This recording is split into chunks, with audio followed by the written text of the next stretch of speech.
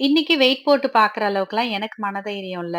டே 5 weight loss journey டே 4லயே பிரியாணி சாப்பிட்டதுனால கண்டிப்பா அது வந்து வெயிட் கெயின் ஆயிருக்கும். இதனால நான் தெரிஞ்சுக்கிட்ட விஷயம் என்னன்னா, இனிஷியல் டேஸ்ல நம்ம குறைக்கிற வெயிட் வந்து கான்ஸ்டன்ட் கிடையாது. கொஞ்சம் நம்ம வந்து கேலரி அதிகமா இருக்கிற சாப்பாடு சாப்பிட்டா அது கண்டிப்பா அது ஏற தான் செய்யும். டே 5யோட ஸ்டார்ட்டிங்ல நான் ஃபர்ஸ்ட் குடிச்சது வந்து ஒரு டீடாக்ஸ் ட்ரிங்க் தான். Lemon tea.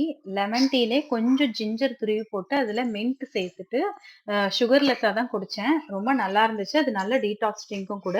ஒரு 11:30 போல சத்து மாவு கஞ்சி எடுத்துக்கிட்டேன். லஞ்சுக்கு வந்து வரகு அரிசியில வடிச்ச சாதமும், அது கூட கீரையும், பீட்ரூட் பொரியலும் சாப்பிட்டுருந்தேன். ஈவ்னிங் பையன் ஸ்கூல்ல இருந்து வந்து ஸ்நாக்ஸ் கேட்டிருந்தான். வெளியில எதுவும் வாங்க வேண்டான்றதுக்காக வீட்லயே கார்லிக் பிரெட் தான் ரெடி பண்ணேன். இது ரெடி பண்றது ரொம்ப சிம்பிள்.